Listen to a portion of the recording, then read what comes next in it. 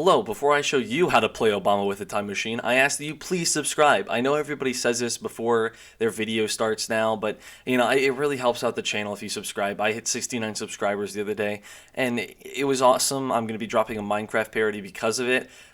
So if you wanna stick around and hear that Minecraft parody, then hit that subscribe button. Anyways, thanks. Now really quickly before we get into this, I'm going to go over his abilities because they're quite simple. His passive is a 3-hit once you hit someone 3 times. It's a little bit like Vayne's passive, but instead of very funny true damage, it does a little bit of magic damage.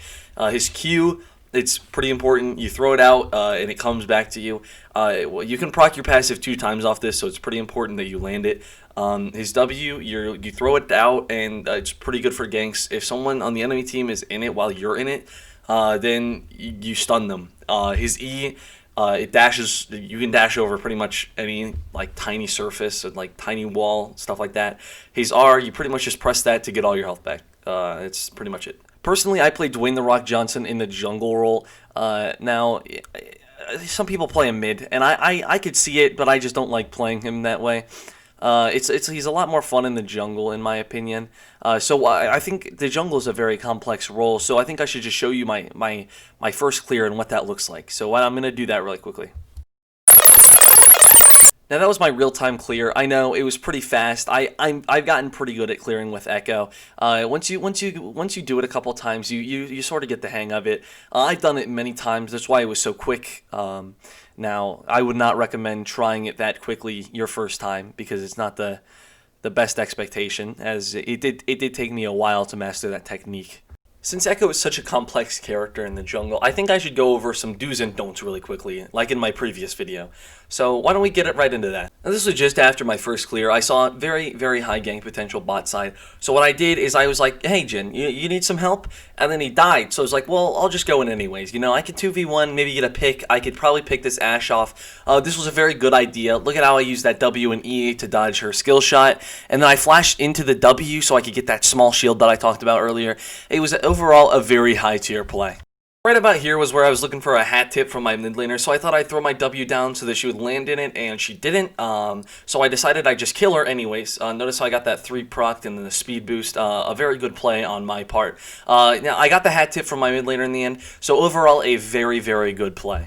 Now this blasting root cone was a strategical misclick, of course. This also brings me to a very cool point that you can do. You can E over walls with Ekko. Now that right there it's very, very cool, and you see how that I put it to great effect while trying to kill the rocks.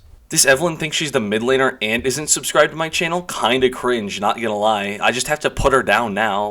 Gosh, what an idiot. What an idiot. Imagine not being subscribed to my channel. This is a don't. You're never going to want to offer peel for your ADC. Look at this. I try and offer peel, and then I just get killed by an Ashe. Kind of cringe. Ashe is such a broken champion. It's ew. Now, after this, we pulled this really cool maneuver called the FF. It's a very smart play, especially when they have a 15-0 Senna. This is going to be another do. As Jungle Ekko, you're always going to want to complain to your team that you don't have enough Drakes, because obviously our maneuver to try and FF was in vain, as one person failed to vote. I thought I'd place down my W, and then right here, I should have gotten hit by that Cassiopeia ult, but I'm just a better player, so obviously it didn't happen. And then I just snagged this Drake really quickly, and that was probably the cleanest play you'll ever see. Right here, you're going to want to press tab and realize that the Senna is a no with a 700 gold shutdown, and you're like, really? I can 2-on-1 that Senna, right? I'm Ekko, you're gonna have these big balls, right? And then you're going to realize that she doesn't actually take damage. This is a major problem, so you're going to press R. And you're going to she missed her root, right? So you're going to want to go back in and die. After you die, you're going to complain in all chat about how broken Senna is. This is going to be a do. You're going to want to clear Raptors all the time, right? And then you're going to see this Evelyn, and it's why is Evelyn there, right? And then you get the shield off your W, and you're going to want to steal the kill from your Zed, all right? Now, this is very important. You're going to want to chase the Evelyn, and then you're going to want to steal it and get a double kill. Very good play. And then you're going to R the wave because there could be no possible way that could come around and bite you in the butt later. Now that you use your R, you're going to want to go fight the Senna. I know she's fed and all, but there's no way that she could... This is a really wacky team fight. I understand how this Cassiopeia R hit me. I let her hit me because I felt bad about the last time. I'm not really sure why this Smite did so much damage. Look at that. Why did that do so much damage? And then how does that hit? How did that land? How did that hit me, and what dimension did that hit me? This game ended by me definitely stealing Drake. Look at that. Oh, clean. Look at how clean that was. Yep. And then we definitely won the game after that. Very soon after that, definitely won the game. Look at that. Easy win. Easiest win of my life. Look at easy. Now this was a very interesting video. I was playing with my friend who was on his alt account, One Trick Nunu. Very interesting account. It's funny because he doesn't actually play Nunu on that account. It's because One Trick Nunu and he doesn't. Anyways, I'm sure you understand the joke, but they had this Yasuo on their team that was kind of just an absolute asshat to everyone. And what ended up happening is that he would just trash talk the entire game, and then he would just get one shot by me and the Darius and the Morgana. He got one shot by pretty much everybody on our team. It was really funny. So I'm just gonna let this play out. Now this was a very interesting first couple minutes. Their team decided to invade us and ended up getting first blood, and then well, my friend One Trick Nunu decided to flash over the wall even though they're dead, and you saw the Morgana flash and then I flashed, so none of our team actually had flash. It was a great start to a game. Notice that I'm playing with two friends who are both on alt accounts. I would highly recommend not burning your flash in the very start of the game if you are like not playing on an alt account, because it's probably not the best idea. You're gonna need that later. Now this is around like 10 minutes in. This is where the first death for our boy Yasuo happens. Very unfortunate. He got the knock up and then like he ended up dying to the Darius. Very unfortunate, but don't worry, it all goes downhill from here. Now this is where it starts. He says, "Bro, how did I get slowed so many times? My team literally dipped on me as well. LMFAO." This is where the trash talking begins. He's not even trash talking us at this point. He's just trash talking his team.